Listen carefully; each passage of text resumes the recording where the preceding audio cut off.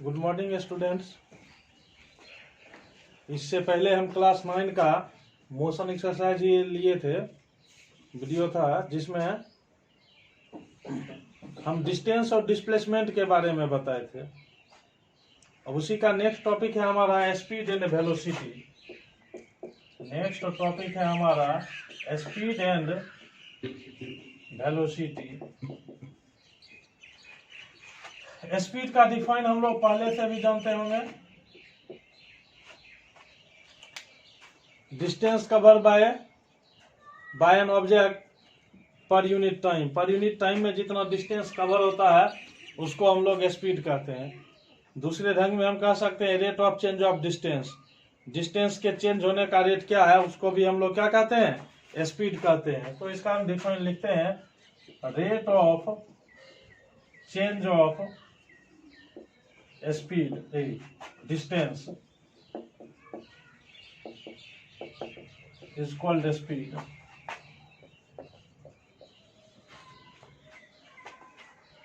It is denoted by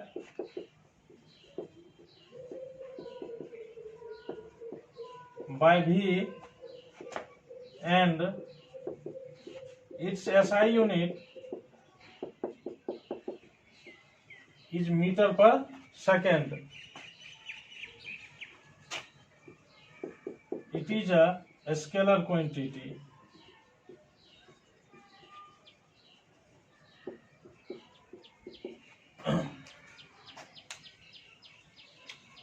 rate of change of distance है। Rate का मतलब ये हो गया कि पर यूनिट टाइम में कितना डिस्टेंस कवर कर रहा है उसको हम लोग क्या कहते हैं, स्पीड कहते हैं। तो बाय फॉर्मूला अगर हम आते हैं तो फॉर्मूला हो जाएगा speed equal to distance by time. अब हम इसको स्पीड को इंडिकेट क्या चीज से किया जाता है, v से, डिस्टेंस को s से, टाइम को t से। क्रॉस अगर मल्टीप्लाई कर दे तो एक ये फॉर्मूला हो गया v बराबर s बाई टी। अगर क्रॉस मल्टीप्लाई करते हैं तो आ जाता है s बराबर वी टी। ये इनिशियल फॉर्मूला हुआ जिसके बारे में हम लोग पहले से भी जानते होंगे। स्पीड हमारा स्केलर क्वांटिटी है।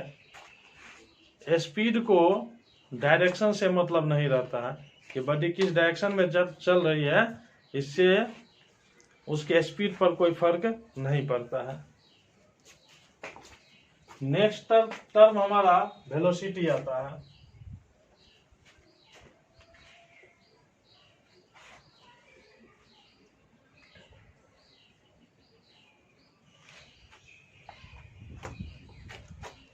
तो वेलोसिटी को हम डिफाइन करेंगे rate of change of displacement. Rate of change of displacement is called velocity. Is called velocity. और कह सकते हैं displacement covered by an object per unit time. Per unit time में कितना डिस्प्लेसमेंट कवर करता है उसको भी हम लोग वेलोसिटी कहते हैं। वेलोसिटी को भी v से डिनोट किया जाता है। इसका भी ऐसा यूनिट मीटर पर सेकेंड होता है। और यह वेक्टर क्वांटिटी है। वेलोसिटी जो है यह वेक्टर क्वांटिटी है। इसको डायरेक्शन से मतलब रहता है, क्या डायरेक्शन है, ईस्ट डायरेक्शन है, वेस्ट डायरेक्शन है। क्वांटिटी सेम रहते हुए भी अगर डायरेक्शन चेंज हो जाए तो वेलोसिटी हमारा क्या हो जाता है, चेंज हो जाता है। जैसे कोई ऑब्जेक्ट ए से बी की ओर जा रहा है, एक ऑब्जेक्ट ए से बी की ओर मूव कर रहा है 10 मीटर पर सेकेंड से, और दूसरा ऑब्जेक्ट बी से ए की ओर आ रहा है, बी से ए की ओर आ रहा है 10 मीटर पर सेकेंड के स्पीड से ही। तो दोनों का स्पीड सेम होगा इस कंडीशन में, बट दोनों का वेलोसिटी क्या हो जाएगा, अलग अलग रहेगा। फर्स्ट केस में ये अगर हमारा केस फर्स्ट है और ये हमारा केस सेकेंड है, तो केस फर्स्ट में और ये केस सेकेंड है। केस फर्स्ट में स्पीड 10 मीटर पर सेकेंड और वेलोसिटी भी 10 मीटर पर सेकेंड। तो किस सेकेंड में स्पीड 10 मीटर पर सेकेंड रहेगा, but velocity -10 metre per second हो जाएगा। यहाँ माइनस इंडिकेट करता है कि डायरेक्शन अब अपोजिट हो चुका है। यहाँ डायरेक्शन अपोजिट है, एक ऑब्जेक्ट ए से बी की ओर जा रहा है तो दूसरा बी से ए की ओर आ रहा है, दैट मीन्स उसका डायरेक्शन अपोजिट हो गया, इसलिए उसमें माइनस का साइन लग गया।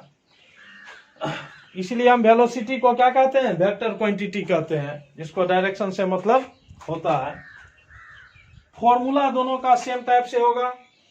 जहां वेलोसिटी बराबर होता था, स्पीड बराबर था डिस्टेंस बाय टाइम, तो वेलोसिटी बराबर हो जाएगा डिस्प्लेसमेंट बाय टाइम,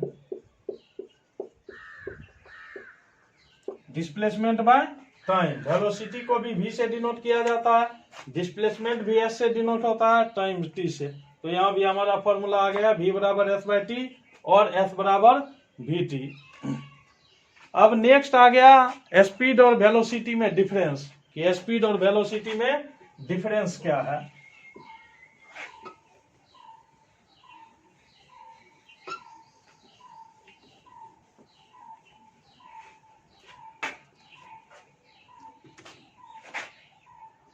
तो हम दोनों का डिफरेंस देखते हैं। फर्स्ट डिफरेंस, यह रेट ऑफ चेंज ऑफ, लिख सकते हैं it is rate of, it is rate of change of distance, it is rate of change of displacement। Second,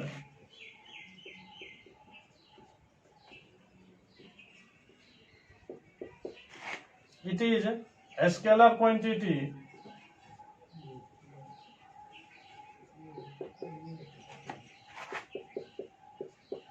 it is vector quantity,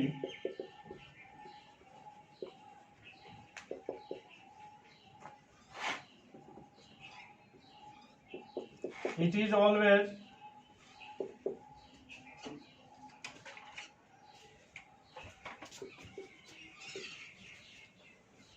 greater than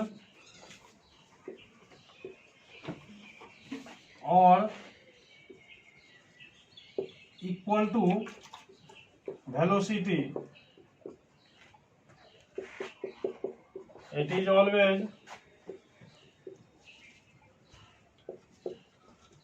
less than or equal to speed, it never be negative,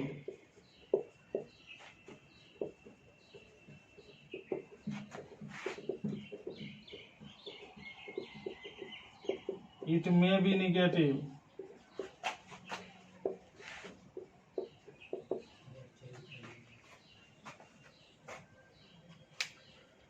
लगभग हम लोग यही difference distance और displacement में भी पढ़े होंगे, थोड़ा बहुत चेंजिंग होगा। स्पीड रिलेटेड है डिस्टेंस से, तो वेलोसिटी रिलेटेड है हमारा डिस्प्लेसमेंट से।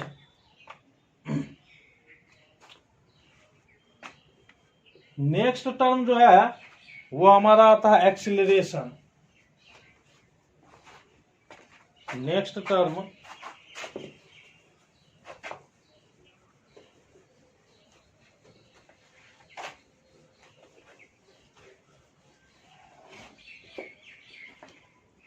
हमारा एक्सीलरेशन आता है।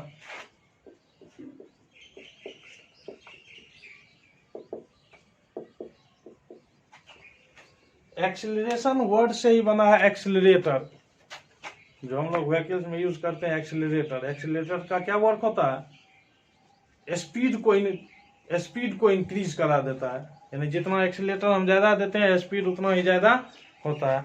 ठीक उसी ढंग से स्पीड से यानी वेलोसिटी से रिलेटेड है हमारा एक्सीलरेशन। तो बाय डिफाइन एक्सीलरेशन होता है rate of change of velocity. Rate of change of velocity is known as acceleration.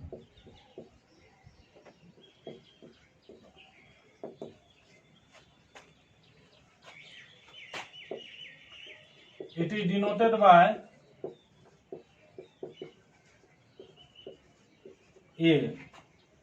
Its SI unit is metre per second square, और किसी किसी बुक में इसको इस ढंग से भी लिख दिया जाता है ms⁻². It is a vector quantity.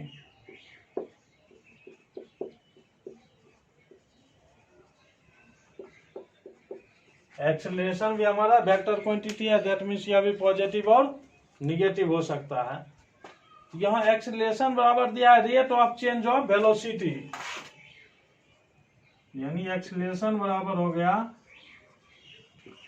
Change in velocity by time. इसका सिंपल फॉर्मूला होता है ए बराबर v-u/t, जहां ए मीन्स हो गया एक्सेलरेशन, v मीन्स हो गया final velocity,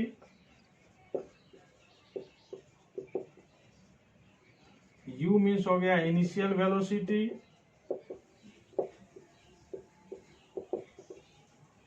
t means time. अब अगर इस फॉर्मूला को हम थोड़ा आगे ले जाएं, a = v-u/t, क्रॉस मल्टीप्लाई करते हैं, at = v-u, माइनस u इधर आकर क्या हो जाएगा प्लस u, यानी u + at बराबर v. यानी यह हमारा मोशन का फर्स्ट फॉर्मूला हुआ, v बराबर u + at, जहाँ v हमारा फाइनल वेलोसिटी है, u initial velocity, t duration of time and acceleration. Final velocity का मीन्स हो गया है कि ऑब्जेक्ट कितना के स्पीड जाकर अपना मोशन खत्म किया या हम कहां पर ऑब्जर्व किए हैं, वो फाइनल वेलोसिटी किया. और इनिशियल बॉडी अपना मोशन कितना के स्पीड से अराइज किया है या हम कहां से उसका स्पीड ऑब्जर्व करना स्टार्ट किए हैं, वेलोसिटी ऑब्जर्व करना स्टार्ट किए हैं.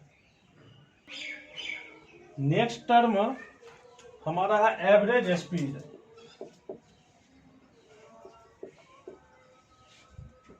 Average speed. एवरेज स्पीड हो गया ratio of total distance cover by object to the total time taken. यानी टोटल ऑब्जेक्ट कितना डिस्टेंस कवर किया है, कितना टाइम लिया है, इसके रेशियो को ही हम लोग क्या कहते हैं, average speed. Ratio of total distance to the total time. That means हम फॉर्मूला जाएंगे तो लिखेंगे VAV, यानी average velocity equal to total distance by total time.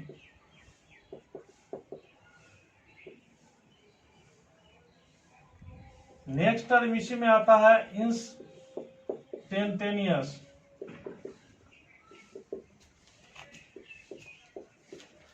Instantaneous speed, that means किसी भी ऑब्जेक्ट का स्पीड किसी पार्टिकुलर टाइम पर कितना है, वो उसका इंस्टेंटेनियस स्पीड हो गया. इंस्टेंटेनियस स्पीड का फॉर्मूला हम इस टर्म में नहीं देते हैं, इसका फॉर्मूला हमको नेक्स्ट क्लास में पढ़ना रहता है, 11th में पढ़ना रहता है. वैसे अगर हम जाएं तो इंस्टेंटेनियस स्पीड का फॉर्मूला जो होता है वो होता है ds/dt, जो हम लोगों को अभी पढ़ना नहीं है, सिर्फ इंस्टेंटेनियस स्पीड के बारे में जानना है. ठीक इसी ढंग से टर्म आता है एवरेज वेलोसिटी.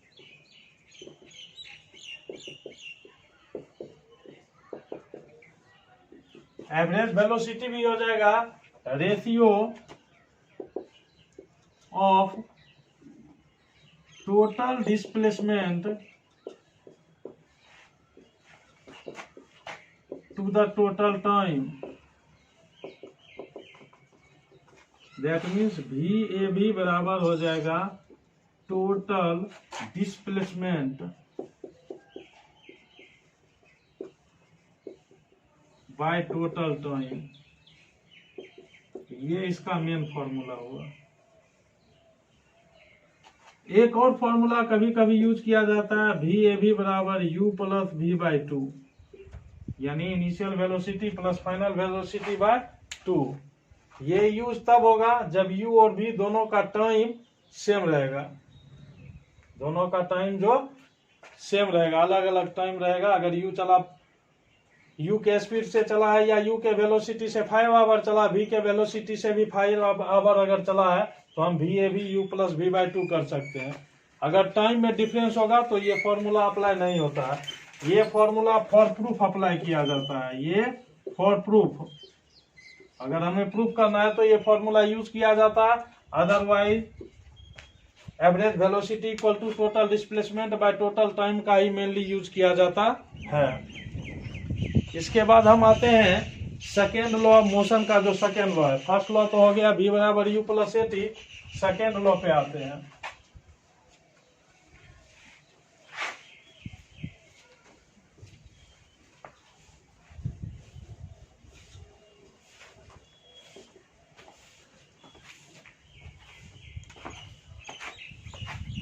लिखते हैं हम, let a body start its motion with velocity U meter per second. After t second, its velocity becomes V meter per second. During this time,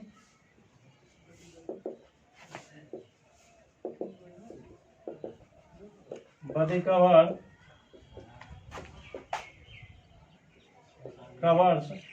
S meter displacement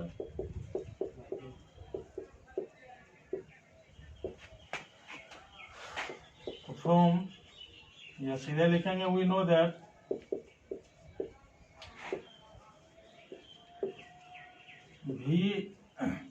VAB equal to U plus V/2 into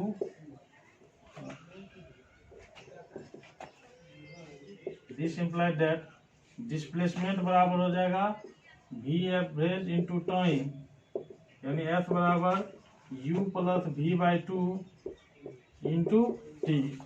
ये equation first हुआ from first law.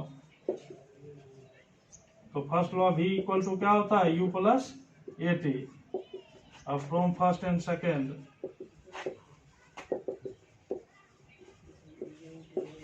तो F बराबर हो जाएगा U, और V के जगह V का वैल्यू हम डालेंगे U plus AT/2 into T।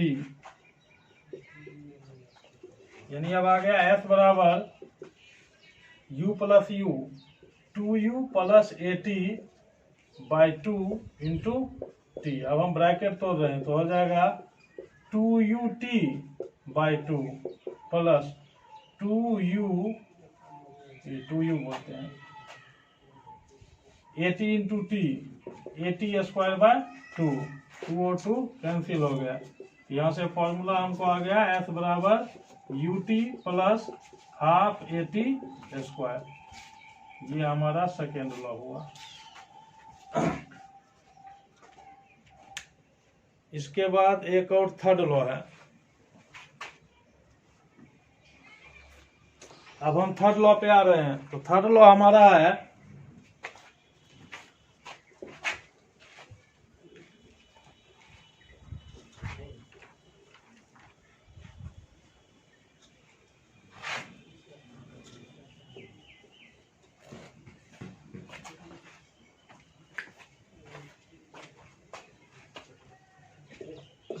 Equal to U plus A T, दोनों स्क्वायर हम कर देते थे। वी स्क्वायर बराबर यू प्लस ए टी का होल स्क्वायर, वी स्क्वायर बराबर आ गया U square plus 2u A T plus A square T square.